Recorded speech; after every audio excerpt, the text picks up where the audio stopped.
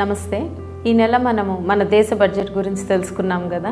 మరి మన నెలవారీ ఇంటి బడ్జెట్ గురించి కూడా ఒకసారి ఆలోచన చేద్దామా? అసలు ఎందుకు వేసుకోవాలి బడ్జెట్ అనేది? మనము రకరకాల పనులు చేసేది, చదువులు చదివేది, డబ్బు సంపాదించి కుటుంబం సురక్షితంగా ఉంచుకోవడం కోసమే కదా. మరి సంపాదన వరకు బాగానే చేస్తున్నాం, కానీ డబ్బుని దేనికి ఎంత ఖర్చు పెట్టాలి అనే విషయంలో, ఎలా పొదుపు చేయాలి అనే విషయంలోనే కొంచెం వెనకబడుతున్నాం. ఇండ్లు నడిపే ఆడవారికి ఇంటి ఖర్చుల మీద కొంతవరకు బాగానే అవగాహన ఉంటుంది, కానీ ఇంట్లో పిల్లలకి ఉండట్లేదు కదా. సో మనం ఈసారి బడ్జెట్ని పెన్సిల్ పేపర్ తీసుకొని రాయించండి, పిల్లలతో కలిసి చేయండి, వాళ్ళల్లో తేడా చూస్తారు. 3 ముఖ్య కారణాలు ఇలా చేయాల్సిందని. ఒకటి, ఎంత చిన్న వయసులో మన పిల్లల్ని మనము ఆర్థిక లావాదేవీల్లో భాగస్వాములుగా చేస్తామో వాళ్ళల్లో అంత త్వరగా పెద్దరికం వస్తుంది. అంటే వాళ్ళకి చదువుకోవాలి బాగా అనే ఆలోచన పెరుగుతుంది, తల్లిదండ్రులు ఎంత కష్టపడుతున్నారో అర్థమవుతుంది, అనవసరం ఖర్చులకు కూడా అడగటము తగ్గిస్తారు. దీనికి ఒక చిన్న ఉదాహరణ. చిన్నప్పుడు నాన్న నాకు ఆయన పర్స్లో ఒక చిన్న కార్డు ఉండేది, విజిటింగ్ కార్డు. ఒకసారి నేను స్కూల్లో ఉన్న వయసులోనే నాకు చూపించారు. అమ్మలు, ఇది మన సంవత్సరానికి ఆదాయం, మనకి రావాల్సిన వేరే వ్యక్తుల నుంచి రావాల్సిన ఆదాయం ఇంత, మనం వేరే వాళ్ళకి ఇవ్వాల్సింది ఇంత, ఇది ఎప్పుడు నా పర్సులో ఉంటుంది, నాకేమన్నా అయితే ఇక్కడ అన్నీ ఉంటాయి చూడు అని చెప్పారు. అది చెప్పినప్పుడు ఫస్ట్ అంటే కొంచెం ఇబ్బందిగా అనిపిస్తుంది పేరెంట్స్ గురించి, కానీ నా లోపల మాత్రం నాన్న నన్ను నమ్మి ఇంత పెద్ద విషయం నాతో చెప్పారంటే నా మీద నమ్మకం ఉండబట్టే కదా అనేది మొదట నాకు అప్పుడు అనిపించింది. తెలియకుండానే నాలో ఆ పెద్దరికం వచ్చింది, అంటే నాలో ఒక ఆత్మస్థైర్యం పెరిగింది. సో పిల్లల్ని చిన్నతనం నుంచే ఇలాంటి ఆర్థిక లావాదేవీల్లో ఇన్వాల్వ్ చేయండి. రెండవది, యువత.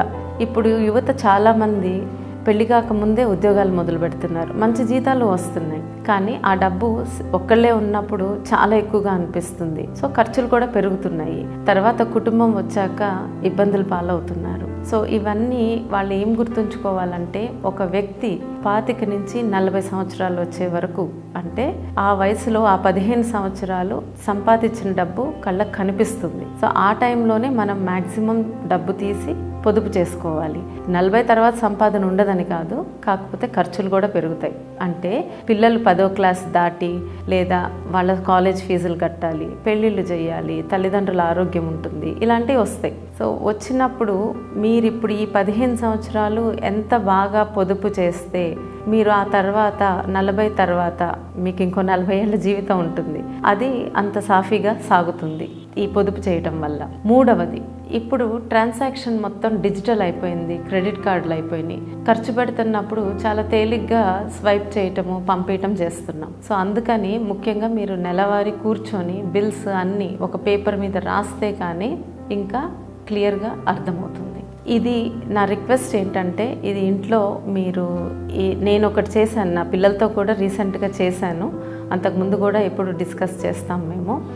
నేను చేసిందే మీతో పంచుకుంటాను, మీకు అది అనువుగా ఉంటే వాడుకోండి, లేదా మీ సొంత తయారు చేసుకోండి. ఇది చేయడానికి మీకు సమయం కేటాయించాలి. ఒక ఆదివారం కుటుంబం మొత్తం కూర్చోండి, పిల్లలతో సహా ఒక అరగంట నుంచి గంట సమయం కేటాయించండి. ఆ గంట ఎందుకు చెప్తున్నానంటే, అది రాయటం మొదలు పెడుతున్నప్పుడు కొంచెం గుండె బరువెక్కుతుంది. ఖర్చులు చూసి ఒకళ్ళనొకళ్ళు అనుకుంటారు ఇది నీ ఖర్చు అని. అయినా కంప్లీట్ చేయండి, అలిగి వెళ్ళిపోవద్దు, కంప్లీట్ చేయండి. ఆ తర్వాత ఎవరికి వాళ్ళకి మనసులో తెలుస్తుంది, నేను ఈ ఖర్చులు తగ్గించుకోవాలి, ఈ చెయ్యాలి అని. సరేనా? సో ఈ ఆదివారం ఈ పని చేయడానికి ట్రై చేయండి. మన నెలవారీ ఖర్చులు ఎలా చూసుకోవాలో ఇప్పుడు ఇక్కడ ఒక డాక్యుమెంట్ చూపిస్తాను మీకు. అంటే ఇది నేను తయారు చేసుకున్నది, అలాగే మీకు ఎవరికైనా ఉపయోగపడుతుంది అనుకుంటే కామెంట్స్లో మీకు లింక్స్ ఉంటాయి, దాని నుంచి చూస్ చేసుకోవచ్చు. ఇది మీరు ఫిల్ చేయడానికి ఖచ్చితంగా 30 నిమిషాల నుంచి గంట సమయం కేటాయించండి. క్రెడిట్ కార్డ్ బిల్స్ కానీ, ఫోన్లో పేమెంట్స్ చేసినవి కానీ అన్ని దగ్గర ఉంచుకోండి. అలాగే పిల్లల్ని ఇన్వాల్వ్ చేయండి. ఇంట్లో ఇంకెవరన్నా ఫ్యామిలీ ఉంటే అందరూ కలిసి కూర్చొని చేయండి. చేస్తున్నప్పుడు మీకు ఫస్ట్ కొంచెం ఇబ్బందిగా అనిపిస్తుంది, ఖర్చులు చూస్తుంటే గుండె జారినట్టు అనిపిస్తుంది, కానీ తప్పదు, కంప్లీట్ చేయండి. ఇది చేసినప్పుడే పిల్లలకు కూడా అర్థమవుతుంది, అంటే తల్లిదండ్రులు ఎంత కష్టపడితే ఈ ఇల్లు నడుస్తుంది, వాళ్ళ అవసరాలని ఎలా తీరుస్తున్నారు అనేది వాళ్ళకు కూడా అర్థమవుతుంది. సో ముందు నేను దీన్ని ఎలా చేశానంటే, మీకు ఖచ్చితమైన ఖర్చులు అంటే ఇవి ఫిక్స్డ్ ఎక్స్పెన్సెస్. ఇల్లు నడవటానికి ఇది కంపల్సరీ ఉండాలి. అంటే మనకు ఒక ఇల్లు ఉండాలి, ఫుడ్ ఉండాలి, స్కూల్ పిల్లలకు ఉండాలి, అలాంటివి ఖచ్చితమైన ఖర్చులు అన్నమాట ఇటువైపు మొత్తం. అలాగే ఇటువైపు ఈ రెడ్ కలర్లో ఉన్నాయి మార్చుకోగల ఖర్చులు అంటే వేరియబుల్ ఎక్స్పెన్సెస్. అంటే దీనిలో మొబైల్స్, ఎన్ని మొబైల్స్, డేటాకి ఎంత ఖర్చు పెడుతున్నారు, టీవీలు, నెట్వర్క్లు, ఇంట్లో ఇస్త్రీలు కానీ అదనపు కోచింగ్ అని, బొమ్మలని, ఇట్లాంటివన్నీ ఈ కేటగిరీలో వస్తున్నాయి. ఇవి ఎందుకు నేను రెండుగా చేశానంటే ఈ ఖచ్చితమైన ఖర్చుల్లో మీరు ఎక్కువ మార్చలేరు, ఏమి మార్చలేరు, అవి కావాలి, దాన్ని ఇల్లు నడవడానికి ఖచ్చితంగా కావాలి. అదే ఈ వేరియబుల్ అంటే మార్చుకోగల ఖర్చుల్లో కొంచెం తగ్గించుకోవచ్చు. ఇక్కడే మనకు అన్ని కళ్ళ కట్టినట్టు కనిపిస్తాయి అన్నమాట. సో మీకు ఒక ఎగ్జాంపుల్ చూపిస్తాను. ఇప్పుడు ఇల్లు అంటే ఇల్లు నడవడానికి దీనిలో ఖచ్చితంగా కావాల్సింది ఏంటి? అద్దె, ఇల్లు కొన్నాళ్ళకైతే ఆ ఈఎంఐస్, కమ్యూనిటీ ఫీజు అలాంటివి, కరెంటు, గ్యాస్, నీరు, తర్వాత ఇంకేదన్నా రెంట్స్ ఉంటే మీరు, సో అవన్నీ ఇక్కడ ఫిల్ చేయండి.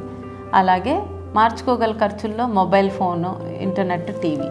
ఇప్పుడు చూడండి రవాణా అంటే వర్క్కి వెళ్ళాలి కదా, సో వాహనం లోను, రవాణా ఖర్చు, వాహనానికి సర్వీసింగ్ చేసేవి. అలాగే మార్చుకోగలిగే దానిలో పెట్రోల్ ఖర్చులు అంటే మీరు కలిసి ఎవరితో అన్నా వెళ్ళడం కానీ, లేకపోతే పెట్రోల్ ఎక్కువ అవుతే బస్ తీసుకోవడం కానీ అట్లాంటివి. అలాగే ఆహార ఖర్చులు, ఇంటికి హెల్ప్ అంటే పని మనిషికి, చాకలికి, వాళ్ళకి ఇచ్చేవి, పిల్లల ఖర్చులు, స్కూల్ ఫీజులు, వైద్యం, వ్యక్తిగతం, వినోదపు ఖర్చు, తర్వాత బీమా, పన్నులు, రుణాలు, ఇలాంటివన్నీ ఇక్కడ రాసి ఉంచాను. సో ఇది దయచేసి నింపండి. తర్వాత ఈ ఖచ్చితమైన ఖర్చులన్నీ ఇక్కడ రాయండి, టోటల్ ఇక్కడ చేయండి. అలాగే మార్చుకోగల ఖర్చులు ఇక్కడ చేయండి. సో ఇలా చేసి చూస్తే మీకు కళ్ళ కట్టినట్టు మీ అసలు ఖర్చులు ఎంత ఉన్నాయి అనేది మీకు అర్థమవుతుంది. మనము ఇవాళ ఈ 50-30-20 రూల్ అంటే నెలవారీ బడ్జెట్ని ఎలా చేసుకోవాలో ఒకసారి చూద్దాం. దీని గురించి కొంతమందికి తెలిసి ఉంటుంది కానీ మెజారిటీ తెలియదు. సో దీనికి ఏంటంటే మనకి ముందు ఇది రాసుకోవాలి. ఇక్కడ మన నెలకి అంటే ట్యాక్సులు పోగా వచ్చే ఆదాయం, మన జీతం అవ్వనియండి, బ్యాంకులో వచ్చే ఇంట్రెస్ట్లు అవ్వనియండి, వ్యవసాయ ఆదాయం అవ్వనియండి, అన్ని ట్యాక్సులు తీసేయగా ఎంత వస్తుందో చూడండి. వచ్చాక మీరు దానిలో 50% ఖచ్చితమైన ఖర్చులకి స్పెండ్ చేస్తారు. అంటే మీ ఇల్లు గడవడానికి ఖచ్చితంగా మీ జీతంలో 50% దానికి పోతుంది. 30% ఏంటంటే మార్చుకోగల ఖర్చులు అంటే ఇవన్నీ మన షాపింగ్ అవ్వచ్చు, విహారయాత్రలు అవ్వచ్చు, ఇంకేమైనా అవ్వచ్చు, అది మార్చుకోగల ఖర్చులు. ఈ 20% మనకి ఇప్పుడు ఇంపార్టెంట్. ఈ 20% మాత్రం ప్రతి ఒక్కళ్ళు పొదుపు చేయాల్సింది. ఈ 20% మన ఆలోచన ఎలా మార్చుకోవాలంటే చాలామంది ఖర్చులు పోగా, నేను ఎవరితో మాట్లాడినా ఇప్పుడు 25,000 జీతం ఉందనుకోండి, ఏమైనా పొదుపు చేస్తున్నారా అని అంటే ఎక్కడ చేస్తాం పొదుపు 25,000 అంటారు. కానీ అది కష్టమే. కానీ మన ఆలోచన ఎలా మార్చుకోవాలంటే ఖర్చులు అయిపోయాక పొదుపు చేద్దామని కాదు, ఈ 20% తీసేశాక మిగిలిన దాంతోనే ఖర్చు పెట్టడానికి ప్రయత్నించండి. ఒకవేళ ఆ డబ్బు సరిపోవటం లేదనుకుంటే రెండో ఆదాయంగా, లేదా ఇంట్లో 16 ఏళ్ళు దాటిన పిల్లలు ఎవరన్నా ఉన్నా ఏదో ఒకటి చిన్న పనులు చేయడం కానీ ఏదో ఒకటి చేసి ఆదాయం పెంచే మార్గాలు కూడా ఆలోచించండి. ఇదంతా మనకి ఎప్పుడు వస్తుందంటే మనం నెలవారీ ఒక బడ్జెట్ వేసుకొని దాన్ని దీంతో సరిచూసుకుంటున్నప్పుడే మనకి ఆలోచనలు వస్తాయి. సరే, ఇప్పుడు నేనైతే ఒక 25,000, 30,000 ఇలా ఉన్న వాళ్ళని కూడా ఎలా ఆదా చేసుకోగలరు ఒక 5,000 నుంచి అనేది ఒక ఉదాహరణగా తీసుకొని చెప్పబోతున్నాను. ఇక్కడ నేను India post payment bank account చూపిస్తున్నాను. అంటే మీకు చాలా ప్రైవేట్ బ్యాంక్స్లో ఉండొచ్చు. నేను ఈ పర్టికులర్ బ్యాంక్ ఎందుకు తీసుకున్నానంటే దీనికి మొబైల్ యాప్ ఉంది, ఇది గవర్నమెంట్ బ్యాంక్, ఇది రిజర్వ్ బ్యాంక్తో కలిసి ఒక మంచి లైఫ్ జీవిత బీమా, ఆరోగ్య బీమా మనకి తక్కువ ఆదాయం ఉన్న వాళ్ళకు కూడా కట్టుకునేటట్టు అవకాశం ఉంది ఈ ఇండియా పోస్ట్ పేమెంట్ బ్యాంక్లో. సో నా జీతం అంతా ఇప్పుడు ఈ సేవింగ్స్లోకి వస్తుందన్నమాట. వచ్చాక నెక్స్ట్ మనం ఏం చేయాలి? ఇప్పుడు నా ఆదాయం ఓన్లీ దీనిలో 25,000 ఉందనుకోండి. ఇప్పుడు మనం ఇక్కడ క్యాలిక్యులేషన్ చేసుకున్నాం కదా, 20%. 25,000లో 20% అంటే 5,000.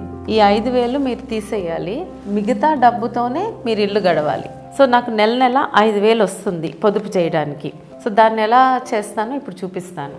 బ్యాంక్లో దానిలో నుంచి ఒక 5,000 వచ్చాక ముందు ఫస్ట్ ప్రతి వ్యక్తి చేయాల్సింది జీవిత బీమా, తర్వాత ఆరోగ్య కార్డు ఉండాలి ఒకటి, ఆ తర్వాత అత్యవసర నిధి ఎమర్జెన్సీ ఫండ్ అంటారు. ఈ 3 ఎంత సంపాదన ఉన్నా మీరు ఈ 3 మాత్రం ఖచ్చితంగా చేయాల్సినవి. జీవిత బీమాలో మనకి రకాలు ఉన్నాయి. చాలా తక్కువ ఉన్నవాళ్ళు సంవత్సరానికి 500 రూపాయలు కడితే మీకు ప్రధానమంత్రి జీవన జ్యోతి బీమా యోజన అని ఒకటి ఉంది, పిఎంజే అంటారు. 500 రూపాయలు మాత్రమే సంవత్సరానికి కడితే మీకు 2 లక్షలు కవరేజ్ ఉంటుంది. అంటే యాక్సిడెంట్ అయినా ఏ విధంగా అయినా చనిపోతే. ఒకవేళ మీరు కొంచెం ఎక్కువ కట్టగలిగితే అంటే ఒక 800 రూపాయలు కట్టగలిగారు అనుకోండి, నేనైతే అది చేయమని చెప్తా. సంవత్సరానికి 800 కడితే మీకు యాక్సిడెంటల్ స్కీమ్ అని ప్రైవేట్గా ఐపీబీబీ వాళ్ళు బజాజ్ అలయన్స్తో కలిసి చేస్తున్నది. ఇది వాళ్ళు 10 నుంచి 15 లక్షల వరకు కవరేజ్ ఇస్తారు మీకు ఏదన్నా అయితే. ఇది కేవలం 800తో వస్తుంది. Next health insurance. ఇప్పుడు మనకి తక్కువ ఆదాయం ఉన్నప్పుడు 5,000 పొదుపు చేయగలిగితే అంత హెల్త్ ఇన్సూరెన్స్ తీసుకోలేము, కాబట్టి గవర్నమెంట్ కార్డుని ఉపయోగించండి. ఆ తర్వాత నెక్స్ట్ వచ్చేసి అత్యవసర నిధి. ఇది కూడా చాలా అవసరం మనకి. ఇదేంటంటే మనకి 3 నుంచి 6 నెలల జీతం మనం దీనిలో సేవ్ చేసుకోవాలి, పొదుపు చేయాలి. ముందు మీకు ఒకవేళ ఏదన్నా ఎక్కువ వడ్డీతో తీసుకున్న రుణాలు ఉన్నాయనుకోండి, అవి ఇచ్చేసేయండి. ఈ నెల 5,000 తీస్తున్నారు కదా, ఈ జీవిత బీమా ఒకటి కట్టండి, ఆరోగ్య కార్డు వాడుకోండి. ఈ మిగతా డబ్బుతో ఆ పెద్ద రుణం ఉన్న రుణాలు తీర్చేయండి. అది పోయాక మీరు ఇంకొక సంవత్సరం ఈ 5,000 తీసినవి దీనిలోనే వేయండి. 6 నెలలన్నా ఒక సంవత్సరం అన్నా. ఇది ఎందుకు ఇంపార్టెంట్ మీకు అని అంటే, తర్వాత ఎప్పుడన్నా అంటే ఇప్పుడు ఒకవేళ ఆదాయం సంపాదిస్తున్న మనిషికి జీవితానికి ఏమన్నా అయితే జీవిత బీమా వస్తుంది. 800 కడుతున్నారు కదా, ఓ 10 లక్షల వరకు ఇవి వస్తాయి. మీ కుటుంబం ఏంటంటే ఇంకొక ఉద్యోగం ఎత్తుక్కునే లోపు ఇది హెల్ప్ అవుతుంది. అలాగే మీకు ఆరోగ్యం బాగోలేదనుకోండి, హాస్పిటల్ బిల్లుల ఖర్చులకి ఇది కడుతుంది, కానీ జీతం ఇవ్వదు కదా. అందుకనే ఈ ఎమర్జెన్సీ ఫండ్. దీనిలో డబ్బు ఉందనుకోండి, మీకు ఉద్యోగం పోయినా లేకపోతే పని లేకపోయినా లేదా ఏదన్నా కాలో చెయ్యో ఏమైనా అయినా ముందు దీనిలోంచి డబ్బు తీసి ఇల్లు గడపచ్చు. సో ప్రతి వ్యక్తికి కావాల్సిన 3 విషయాలు ఇవి: జీవిత బీమా, ఆరోగ్య బీమా, ఎమర్జెన్సీ ఫండ్. సో ఇవన్నీ నిండిపోయినాయి. దీనిలో కూడా మీరు 3 నెలల శాలరీ వేసేసారు. సో ఒక సంవత్సరం తర్వాత ఏం చేస్తారు? ఇప్పుడు ఈ 5,000 మళ్ళీ ఆ నెల వచ్చింది, 5,000 తీస్తాము. సో నెల ఆటోమేటిక్గా ఒక ఆర్డీ అకౌంట్ ఓపెన్ చేయండి. అంటే రికరింగ్ డిపాజిట్. అంటే ఇదేంటంటే ఇది ఆటోమేటిక్గా మీ జీతంలో నుంచి దీనిలోకి 500 నెల వేసేస్తుంది. సో ఒక 500 దీనిలోకి వెళ్ళిపోతాయి. దీనిలో మీకు ఇంట్రెస్ట్ వస్తుంది, 6.7% ఇంట్రెస్ట్ 5 ఏళ్ల కాలము అలా ఉంటుందన్నమాట. తర్వాత పాప ఉందనుకోండి, మీకు పాప ఉంటే సుకన్య సువిధ స్కీమ్ అనేది ఓపెన్ చేయండి. కంపల్సరీ ఇది ఇంపార్టెంట్. సుకన్య స్కీమ్ పాపకి ఒక 1,000 రూపాయలు. తర్వాత బాబు ఉంటే ప్రావిడెంట్ ఫండ్ అకౌంట్ ఓపెన్ చేయండి, బాబుకి ఒక 1,000 రూపాయలు. తర్వాత మీ ఇద్దరి కోసం మీ రిటైర్మెంట్కి ఒక 1,500. సరేనా? సో ప్రావిడెంట్ ఫండ్లో మీకు 7.1% ఇంట్రెస్ట్ వస్తుంది. 15 సంవత్సరాలు, ఈ 3 15 సంవత్సరాలు కట్టాలి. ఇవి మీ ఆదాయం ఒకవేళ 6,000కి వచ్చిందనుకోండి, అంటే మీ ఆదాయం పెరిగి 6,000 పొదుపు చేయగలుగుతున్నారు అనుకోండి, అప్పుడు ఏం చేయొచ్చు? 6,000తో ఒక 1,000 లైఫ్ ఇన్సూరెన్స్ కట్టండి నెల. ఇది నెల కట్టేది లైఫ్ ఇన్సూరెన్స్. అంటే మీకు బజాజ్ అలయన్స్ లైఫ్ ఇన్సూరెన్స్ ఉంది ప్రైవేట్ది, అలాగే పోస్టల్ లైఫ్ ఇన్సూరెన్స్ ఉంది. వాటి గురించి తెలుసుకోండి. నెల ఒక 1,000 దానికోసం వెచ్చించండి. ఇప్పుడు హెల్త్ ఇన్సూరెన్స్ కూడా తీసుకోగలుగుతారు. కేవలం 6,000 పొదుపు చేస్తే హెల్త్ ఇన్సూరెన్స్ మీ కుటుంబంలో 4కి సేమ్. ఈ post payment bank, reserve bank కలిసి ప్రైవేట్ది Bajaj family health care gold plan ఉదాహరణ చెప్తున్నాను, మీరు ఏదైనా చూస్ చేసుకోవచ్చు. దానికి ఒక 1,000 పెట్టండి, హెల్త్ ఇన్సూరెన్స్ వస్తుంది. తర్వాత ఇందాక చెప్పిన విధంగా ఆర్డీలోకి 500 వెళ్తాయి. తర్వాత పాప కోసం 1,000 రూపాయలు నెల, బాబు కోసం ఒక 1,000, మీకోసం 1,500. సో మీకు వచ్చిన 6,000ని ఈ విధంగా పొదుపు చేసుకోవచ్చు. ఇవి షార్ట్ టర్మ్, అంటే ఇమీడియట్గా అవసరాలకి ఇది ఉపయోగపడతాయి. ఇది లాంగ్ టర్మ్, ఇది ఎందుకు చేస్తున్నారంటే మీకు ఇప్పుడు తెలియదు. పిల్లలు 10వ క్లాస్ అయిపోయిన తర్వాత వాళ్ళు కాలేజ్ ఫీజులకు వాడచ్చు, పెళ్ళిళ్ళకి వాడచ్చు, మీ రిటైర్మెంట్స్కి వాడచ్చు. సో అప్పటికి ఇవి ఉపయోగపడతాయి. వీటి మీద వచ్చే వడ్డీ పెరుగుతూ వస్తుంది కాబట్టి మీరు పడుకున్నా మీ డబ్బు ఫ్రీ మనీ, అది పెరుగుతూ ఉంటుంది. సరే, ఈలోపు మీకు ఏదైనా స్థలమో వ్యాపారంలోనో ఎక్కువ డబ్బులు వచ్చినాయి అనుకోండి, అంటే ఒక 10,000 పైన వచ్చినాయి. ఇది చేసేది చెయ్యండి, ఇది కంటిన్యూస్గా జరుగుతూనే ఉంటుంది. ఆ వచ్చిన డబ్బుని ఇన్వెస్ట్మెంట్ చేయండి. ఈ ఇన్వెస్ట్మెంట్ చేస్తున్నప్పుడే దీనిలో 2 రకాల ఇన్వెస్ట్మెంట్ ఉంటుంది. ఇప్పుడు 10,000 పైన వచ్చినప్పుడు దాన్ని మీరు ఫిక్స్డ్ అసెట్లో పెట్టచ్చు, అలాగే మ్యూచువల్ ఫండ్స్లోనూ పెట్టచ్చు. సో ఫిక్స్డ్ అసెట్స్ అని అంటే monthly income scheme, fixed deposit అంటే టీడీ, తర్వాత national savings certificates, senior citizen certificates, gold bonds, ఇలా రకరకాలు ఉన్నాయి చేయగలిగేది. నేను వీటిలో కొన్ని మీకు ఉదాహరణ చెప్పాను. తర్వాత మ్యూచువల్ ఫండ్స్. మ్యూచువల్ ఫండ్స్ అంటే కామన్ లాంగ్వేజ్లో షేర్స్. ఆ షేర్స్లో పెట్టడం, దానిలో మీకు 10 నుంచి 12% ఆదాయం వస్తుంది, అంటే కొంచెం ఎక్కువ వస్తుంది అనమాట. ఇప్పుడు ఇన్వెస్ట్మెంట్ చేసేది మన డబ్బు పెరగడానికి. ఈ పైన చేస్తుందంతా డబ్బు పెరుగుతుంది కానీ సురక్షితంగా ఉంటుంది. సో ఇది మీ వయసును బట్టి ఎంత దేనిలో పెట్టాలి అనేది ఆలోచించాలి. మీకు 40 సంవత్సరాల కన్నా తక్కువ ఉన్నాయనుకోండి, మ్యూచువల్ ఫండ్స్లో 70% పెట్టండి. ఏంటి, ఇది అయిపోయాక మిగిలిన డబ్బులో 70% మ్యూచువల్ ఫండ్స్, అలాగే ఫిక్స్డ్ అసెట్స్లో 30%. సుమారుగా ఒక 50 దగ్గర పడ్డారనుకోండి, 40 నుంచి 60 మధ్యలో ఉంటే రెండిట్లో సమానంగా పెట్టండి. తర్వాత 60 తర్వాత మ్యూచువల్ ఫండ్స్లో 30% మాత్రమే, ఫిక్స్డ్ అసెట్స్లో 70%. ఎందుకంటే అప్పుడు మీరు రిస్క్ తీసుకోకూడదు, సేఫ్గా ఉండాలి. సో ఈ విధంగా మీరు ఇది తెలుసుకొని సేవ్ చేసుకుంటే మీకు చాలా వరకు 40 తర్వాత 60 రిటైర్మెంట్స్లో చాలా సాఫీగా సాగుతుంది మీ జీవితం. నా ఒక రిక్వెస్ట్ ఏంటంటే, ఇది మనకి ఎక్కడ స్కూల్స్లో కానీ కాలేజెస్లో కానీ శాస్త్రీయంగా నేర్పట్లేదు. సో ఇది ఎవరైనా టీచర్స్ చూస్తుంటే, ఎస్పెషల్లీ గవర్నమెంట్ స్కూల్ టీచర్స్ కానీ, నేను ఇలా సింపుల్గా చేసింది కూడా అందుకే. పిల్లలకి ఇది ఒక హోంవర్క్ లాగా ఇవ్వండి, ఒక ప్రాజెక్ట్ లాగా ఇవ్వండి. వాళ్ళు ఇలా కవర్స్ పెట్టి వాళ్ళనే రికరింగ్ డిపాజిట్ అంటే ఏంటో తెలుసుకోమనండి, ఒకళ్ళకి సుకన్య అంటే ఏంటో తెలుసుకోమనండి. ఇవి తెలుసుకొని క్లాస్లో వాటిని ప్రజెంటేషన్స్ ఇవ్వమని ఎంకరేజ్ చేయండి.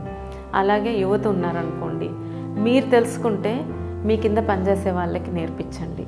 ఇంట్లో లేడీస్ ఉన్నారనుకోండి, మీకు వస్తున్న హౌస్ హెల్ప్ వాళ్ళని ఒక్కసారి అడిగి చూడండి, వాళ్ళకి అకౌంట్ ఉందా, కనీసం ఈ 3 అంటే ఇది 800 కడితే వాళ్ళకి 10 లక్షలు ఇన్సూరెన్స్ వస్తుంది. సో సంవత్సరానికి 800 కడితే, సో ఇలాంటివి వాళ్ళకి చేసుకునేటట్టు వాళ్ళకు కూడా అర్థమయ్యేటట్టు చెప్పండి. నాకు తెలిసింది మీతో పంచుకున్నాను, మీకు తెలిసింది ఇంకో 4 పంచుకోండి. ఈ విధంగా మార్పు మనతోనే మొదలవ్వాలి. నమస్తే.